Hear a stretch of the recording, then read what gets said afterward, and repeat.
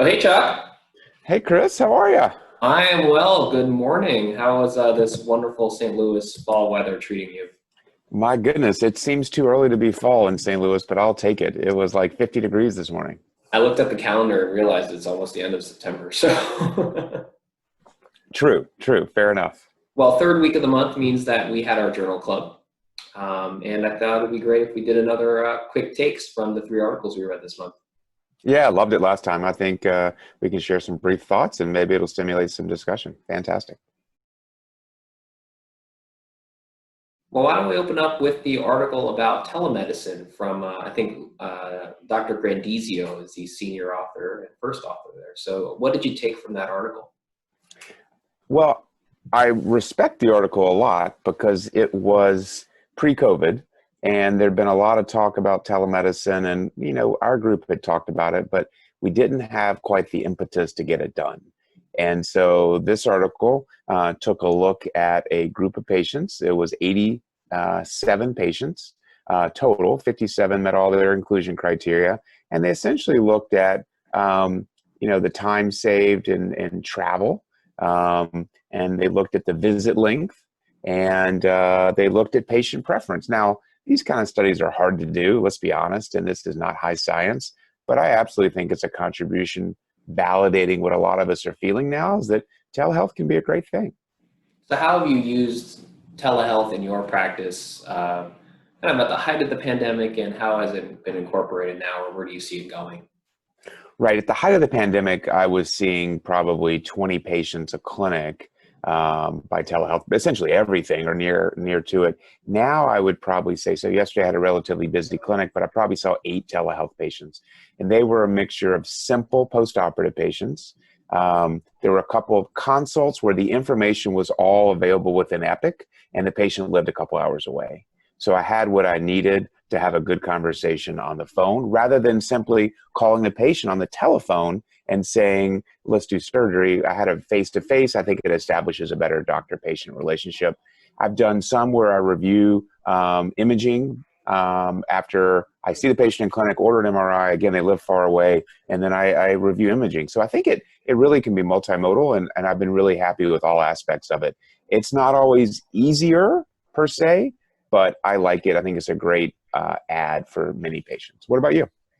Well, I haven't jumped in as much, obviously, like everybody else in our department. I was using it a lot during the height of the pandemic for pretty much every visit, except those that really needed a true physical exam. And now I've tried to do it for a lot of distance patients because I think that a lot of what we do, particularly if I'm already familiar with the patient, when we're discussing the study or I'm checking their progress, we can do a lot of that over telemedicine and saves them, sometimes a 2 or 3 hour drive, sometimes longer.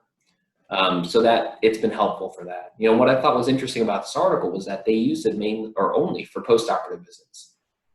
So that has the caveat that you have to have a wound closure that would allow you to do that, or you could, potentially ask a primary care physician or somebody closer to the patient to remove the sutures. But that's something to keep in mind and know that we're working through our own division's algorithm on how to close wounds in a way that will heal reliably, but not require suture removal later on.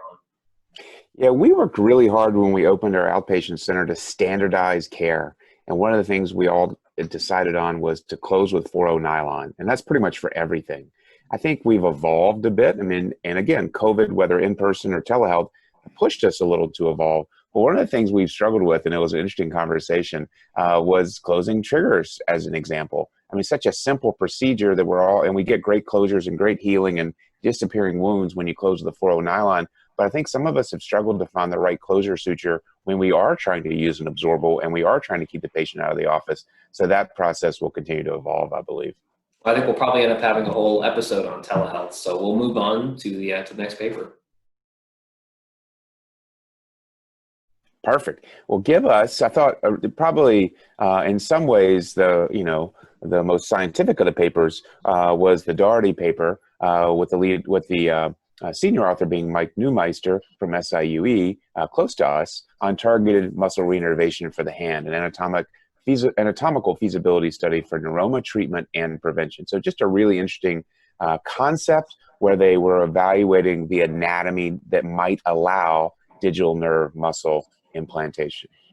I think one of the key things is, understanding what the need is. And, I tried to ask a bit yesterday in Journal Club, how common of an issue is this to have a painful symptomatic neuroma? I know that, for example, Kaya Eberlin published a series recently showing it's probably more common than we think.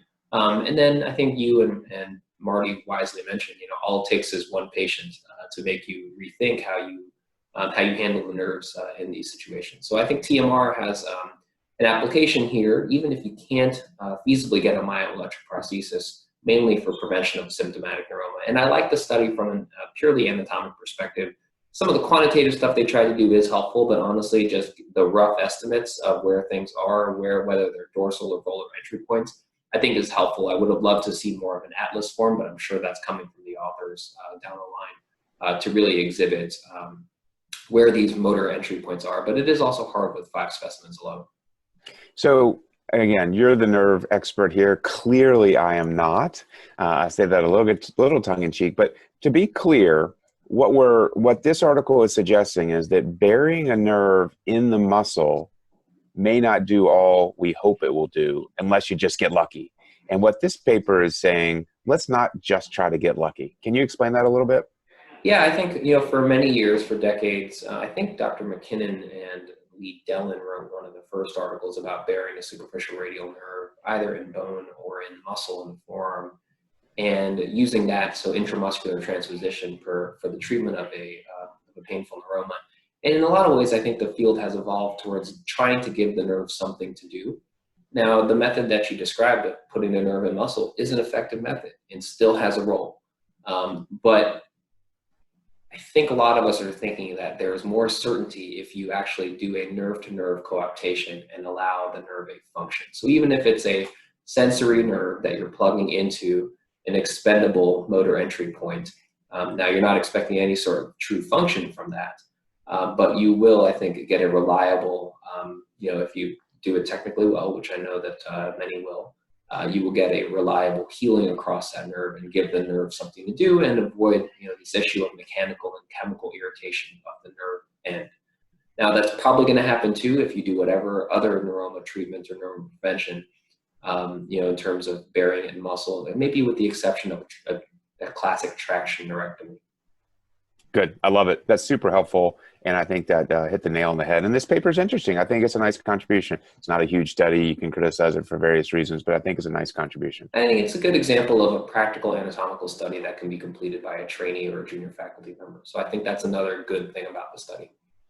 Absolutely. So we went to the European Journal for our final article in Journal Club, and we looked at a series from Italy that looked at the potential role for pyrocarbon in the treatment of arthritis of the wrist in the mid-carpus with wear on the capitate. You were a little more keen on this article than I. Well, again, we can be critical, and we should be critical of some of the parameters of how this study was done.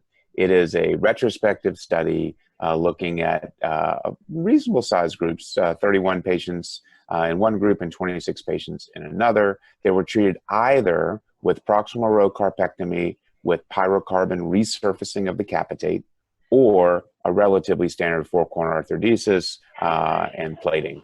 And essentially, it came out that pretty similar outcomes is the short takeaway.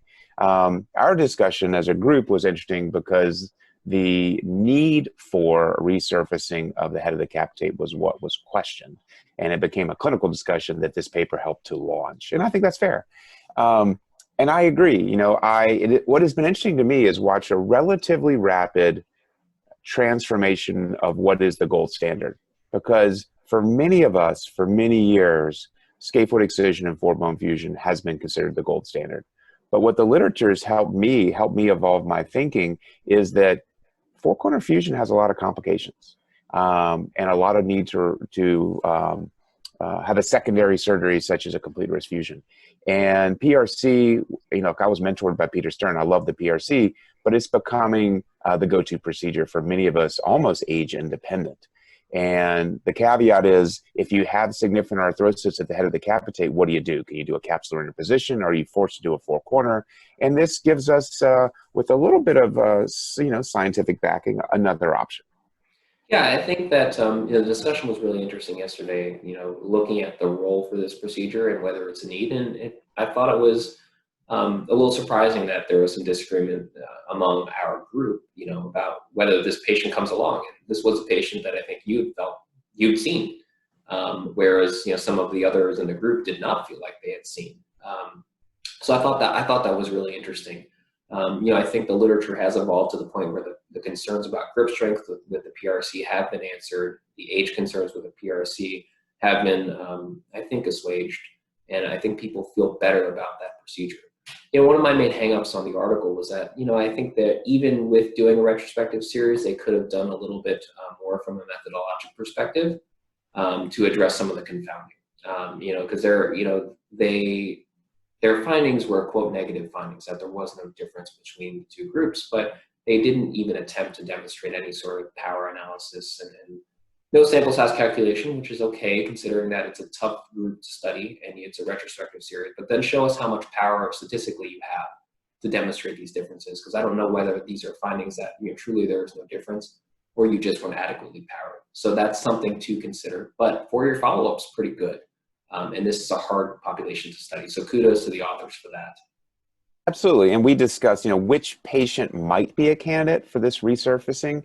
And for me, it would be the patient with isolated midcarpal arthrosis. And those are not terribly common patients, even in a busy hand surgeon practice, but they're out there for sure. And capsular interposition can be a good, in between type procedure that's cost effective. So proximal carpectomy with capsular interposition, it's not always the most satisfying of procedures. And so I think I've never done this procedure. I'll consider it in the right patient moving forward. Yeah, I think one of the things about Journal Club and the pleasure of being the moderator of sorts right now is being able to help pick articles that will stir discussion. And this did exactly what I hoped it would do. It stirred discussion. And actually, all of the articles stirred really great discussion yesterday. There was a little more controversy than I would have expected yesterday. So that was a wrap for the September Journal Club. Awesome. Thanks for leading the way for our WashU Journal Club, and thanks for doing this with me this morning. All right. I hope this gives everybody a sense of what they could expect if they took a look at our fellowship and our residency. Awesome. Have a great day. You too. Take care. Thanks.